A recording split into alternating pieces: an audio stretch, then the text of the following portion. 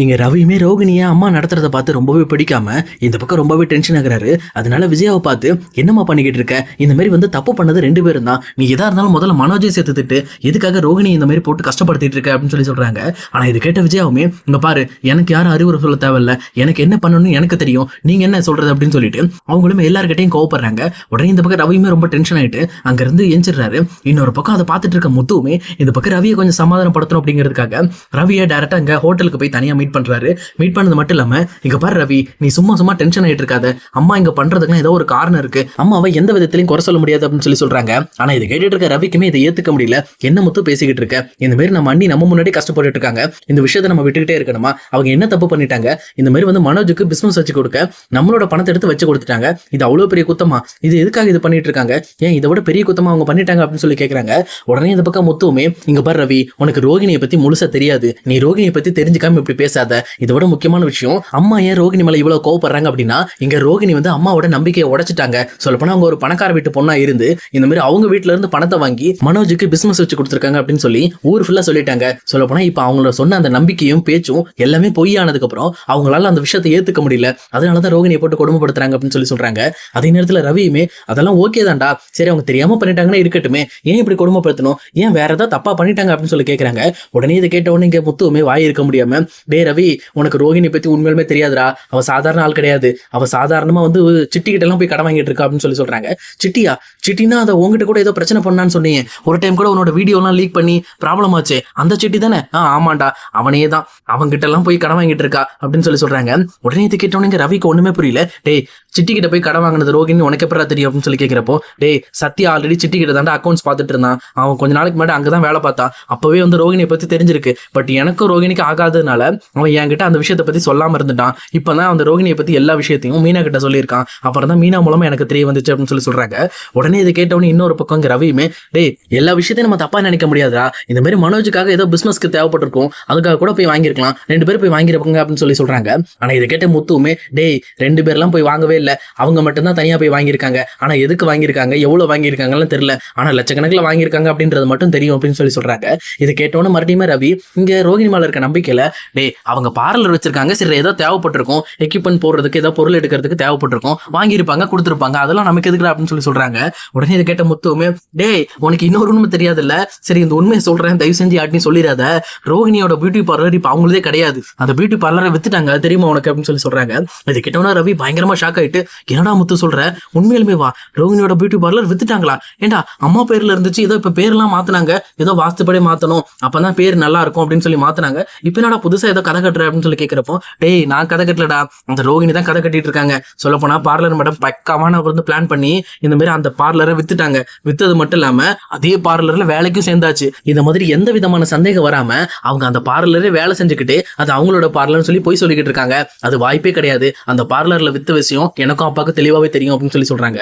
இதை கேட்டோன்னு ரவியுமே, டேய் என்னடா சொல்ற, இவ்வளவு பெரிய பித்தலாட்டெல்லாம் நடந்துகிட்டு இருக்கு, இப்பவே இங்க ரோகிணியை போட்டு இந்த படாத பாடுபடுத்திட்டு இருக்காங்க அம்மா, இந்த விஷயம்லாம் அவங்களுக்கு தெரிய வந்துச்சுன்னா அவ்வளவுதான், மனோஜ் ரோகிணி கண்டிப்பா பிரிச்சேருவாங்க அப்படின்னு சொல்றாங்க.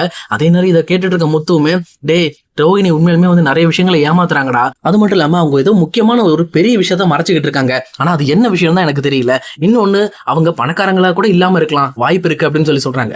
இது கேட்ட ரவியுமே, டேய் என்னடா இப்படி குண்டு மேல குண்டா போட்டுட்டு இருக்கேன், என்னால ஒண்ணுமே முடியலடா, என்னடா சொல்ற, அவ ஒரு பணக்கார வீட்டு பொண்ணு தானடா அது அப்படின்னு ரவி சொன்ன உடனே இந்த பக்கம் முத்துக்கும் கொஞ்சம் டவுட் ஆகுது. டே இங்க பாரு, அவங்க பணக்காரங்க அப்படின்ற விஷயத்தை என்னால நம்பவே முடியல, ஏன்னா அந்த மலேசியா மாமான்னு ஒருத்தன் வரான் தெரியுமா, அவனை பார்த்தா மலேசியா மாமா மாதிரியே இல்லடா, அவன் சொல்ல போனா ஒரு பணக்காரனுக்கு உண்டான மூஞ்சே கிடையாது அவனுக்கு, அது மட்டும் இல்லாம இது வரைக்கும் நம்ம ரோகிணியோட அப்பாவை நம்ம பார்த்திருக்கோமா, அட்லீஸ்ட் அவர் போட்டோவாவது பார்த்திருக்கோமா, ரோகிணி கிட்ட ஏதாவது அவங்க பணக்காரங்க அப்படிங்கிற மாதிரி ஏதாவது ஒரு குவாலிஃபிகேஷன் இருக்கா, ஒண்ணுமே இல்ல. ஒண்ணு இல்ல பாரு, அன்னைக்கு நம்ம வீட்டுல மோட்டார் ரிப்பேர் அப்ப எல்லாரும் தண்ணி தூக்கிட்டு வராங்க, அன்னைக்கு ஸ்ருதி தண்ணி தூக்குறா, அவங்களுக்கு ஸ்ருதிக்கு தண்ணி தூக்க தெரியல, அவங்க கையில பிடிச்சி தூக்க முடியாம தூக்கிட்டு வந்துட்டு இருக்காங்க. மீனா எப்பவும் போல ஒரு கிராமத்து பொண்ணு மாதிரி அவ பாட்டுல எடுத்து குடத்தை எடுத்து இடுப்புல வச்சு தூக்கிட்டு வந்துட்டு இருக்கா. ஆனா ரோகிணியை பாத்தியா, யாருமே சொல்லி கொடுக்காம எடுத்து அடுத்த செகண்டே அந்த குடத்தை எடுத்து இடுப்புல வச்சு தூக்கிட்டு வந்தாங்க. சொன்னாங்க, அதை கவனிச்சேன் நீ முதல்ல அப்படின்னு சொல்லி சொல்றாங்க. உடனே இதை கேட்ட ரவியுமே, ஆமாண்டா நான் கவனிச்சேன், அன்னைக்கு கூட ரொம்ப கேஷுவலா அண்ணி தண்ணி தூக்கிட்டு போயிட்டு இருந்தாங்க அப்படின்னு சொல்லி கேட்கிறப்போ, ஆமாண்டா அதுல இருந்து எனக்கு தெரிய வருது, ஒரு பணக்கார வீட்டு பொண்ணுக்கு எப்படி இந்த மாதிரி குடம் ஈஸியா தூக்குறதுக்கு யார் சொல்லி கொடுத்துருப்பா, எப்படி இந்த விஷயம்லாம் உங்களுக்கு தெரிஞ்சிருக்கும், அப்பனா அவங்க பணக்கார வீட்டு பொண்ணே கிடையாது. ஆனா இந்த விஷயத்தை நிரூபிக்கிற மாதிரி நம்ம கிட்ட எந்த ஆதாரமும் இல்ல. அந்த மலேசியா மாமா மட்டும் கையில சிக்கனானா அவனை பிடிச்சா நமக்கு தெரிஞ்சு போயிடும், ஆனா அவன் கையில கிடைக்க மாட்டான்றானே, அவன் எங்க போனான்னு தெரியல அப்படின்னு சொல்லிட்டு இந்த பக்கம் முத்துவுமே ரொம்ப பயங்கரமா பேசிட்டு இருக்காரு. இதெல்லாம் கேட்டுட்டு இருக்க ரவிக்கு பயங்கரமா தலை சுத்த ஆரம்பிக்குது. டேய் என்னடா நீ சொல்றதெல்லாம் பார்த்தா அப்ப ரோகிணி கிட்ட பணம் புழக்கவே இல்லையாடா, பணம் புழக்கம் தான் நிறைய இருக்குல்லடா அப்படின்னு சொல்லி கேட்கறாங்க. டேய் பணம் புழக்கெல்லாம் இருக்குடா, ஆனா அந்த பணம் எல்லாமே கடன் வாங்கின பணம், பணத்தை கடன் வாங்கி சும்மா வீட்டுல விட்டு எரிஞ்சா எல்லாமே பணக்காரங்களாயிட முடியுமா, வாய்ப்பு இல்ல. இப்ப ஸ்ருதியை பாரு, அவ பண்ற ஒவ்வொரு விஷயமும் எப்படி இருக்கு பாரு, ரொம்ப ஜெனியூனா இருக்கு, பணத்தை வெளியில காட்டிக்காம அவ என்ன பண்ணணும் எப்படி பண்ணணும்னு தெளிவா பண்ணிக்கிட்டு இருக்கா. ஆனா ரோகிணியோட ஆக்டிவிட்டிஸ் எல்லாம் பாரு ரொம்பவே டிஃப்ரெண்டா இருக்கு, அது யாருமே சொன்னா புரிஞ்சுக்க மாட்டாங்க, அது வேற விஷயம் விட்டு. ஆனா இந்த நிமிஷத்துல நம்ம போய் சொன்னோம்னா அது பெரிய பிரச்சனை, இப்ப நம்ம அதை சொல்லக்கூடாது அப்படின்னு சொல்லி சொல்றாங்க. அதே நேரத்துல அப்பனா பார்வதி ஆண்டி நம்மளை ஏமாத்திட்டாங்க அப்படின்னு சொல்லிட்டு இங்க ரவி சொல்றாரு. இதை கேட்ட உடனே அதை சொன்ன உடனே தான் எனக்கு ஞாபகம் வருது பாரு, இப்போ ஆல்ரெடி அம்மாவோட பணம் 2 லட்சம் காணாம போச்சு தெரியுமா பார்வதி ஆண்டி வீட்டுல. ஆமா 2 லட்சம் அந்த மாதிரி மீனா அண்ணி போயிட்டு வந்தாங்க அப்படின்னு சொல்லி சொன்னாங்கல்ல, அது மீனா மட்டும் போல அன்னைக்கு ரோகிணியும் போயிருக்காங்க. அன்னைக்கு அந்த பணம் காணாம போயிருக்கு. காணாம போனதுக்கு அப்புறம் அந்த பணம் கிடைச்சிருச்சுல்ல, அது எப்படி கிடைச்சது தெரியுமா, அந்த பணத்தை ரோகிணியை தன்னோட நகையெல்லாம் வித்து கொண்டு போய் அந்த பணத்தை பார்வதி ஆண்டிகிட்ட கொண்டு போய் கொடுத்துருக்காங்க. ஏன்னு கேட்டா இந்த மாதிரி வந்து ஆன்டிக்கு ப்ரெஷர் ஏறிடக்கூடாது, போலீஸ் கேஸ்ன்னு போய் அவங்க அலையக்கூடாதுங்கிறதுக்காக தான் என்னோட பணத்தை நான் கொடுத்தேன்னு சொல்லி பயங்கரமா பில்டப் பண்ணிட்டாங்க. சொல்லப்போனா இந்த விஷயம் மீனாக்கும் எனக்கும் மட்டும்தான் தெரியும். அதே நேரம் பார்வதி ஆண்டிகிட்ட நான் கேட்டு விசாரிச்சுட்டேன், இது வந்து நம்ம வீட்டில் இருக்க யாருக்குமே தெரியாது அப்படின்னு சொல்லி சொல்றாங்க. உடனே இதை கேட்டோன்னா ரவியுமே, டே அப்படின்னா பாடுறா, அப்ப அவங்க பணத்தெல்லாம் கொடுக்க தானே செய்றாங்க, அப்பனா அவங்களோட பணத்தை அவங்க இறக்கிட்டு தானே இருக்காங்க அப்படின்னு சொல்லி கேட்கிறப்போ, டேய் ரவி என்னடா சொல்லிக்கிட்டு இருக்க, அவங்களோட நகையை வித்து பண்ணிட்டு இருக்காங்கடா, ஏன் அவங்க அப்பா கிட்ட இருந்து ஒரு 2 லட்சம் ரூபாய் வாங்கி கொடுக்கட்டு, ஆனா நகையை வித்து பண்றதுன்னா அவங்க கிட்ட பணம் இல்லைன்னு தானே அர்த்தம், அப்ப அவங்களோட நகையை வித்து தான் அந்த பணத்தை கொடுத்துருக்காங்க, அப்ப இதெல்லாம் வந்து நம்புற மாதிரியாடா இருக்கு அப்படின்னு சொல்லிட்டு இந்த பக்கம் முத்துவுமே கேட்கிறாரு. அப்பதான் இங்க ரவிக்குமே புரிய வருது, டேய் நீ சொல்றதெல்லாம் பார்த்தா இந்த விஷயம் எல்லாம் வீட்டுக்கு தெரிய வந்துச்சுன்னா கண்டிப்பா மனோஜுக்கு ரோகிணிக்கு டைவர்ஸ் தாண்டா அப்படின்னு சொல்லி சொல்றாங்க. அது வேற, நீ டைவர்ஸ்ங்கிறது உண்மைதான், அது கண்டிப்பா வந்து என்னைக்கு ஒரு நாள் நடக்க போகுதுன்னு தான் நினைக்கிறேன். ஏன்னா இங்க ரோகிணி பண்ற விஷயங்கள்லாம் பாக்குறப்போ எனக்கு ரொம்ப பயமா இருக்குடா. ஏன்னா அந்த சிட்டி கிட்ட எல்லாம் கடன் வாங்கினா அவன் கண்டிப்பா மொத்த சொத்தையும் எழுதி வாங்குற வரைக்கும் விட மாட்டான்டா. ஏன்னா அந்த அளவுக்கு ரொம்ப கொடுமையானவன். அவங்ககிட்ட போய் இந்த ரோகிணி எவ்வளவு வாங்கி வச்சிருக்குன்னு தெரியல, அதே நேரம் அந்த பணத்தை கொடுத்துட்டான்னு கூட தெரியல. இந்த விஷயத்தை பத்தி நான் தனியா வந்து வித்யாவை கூப்பிட்டு விசாரிச்சாதான் சரியா இருக்கும்னு நினைக்கிறேன். நீ என்ன நினைக்கிற, வித்யாவை கூப்பிட்டு எல்லா விஷயத்தையும் நான் தெரிஞ்சுக்கணும்னு நினைக்கிறேன் அப்படின்னு சொல்லி சொல்றாங்க.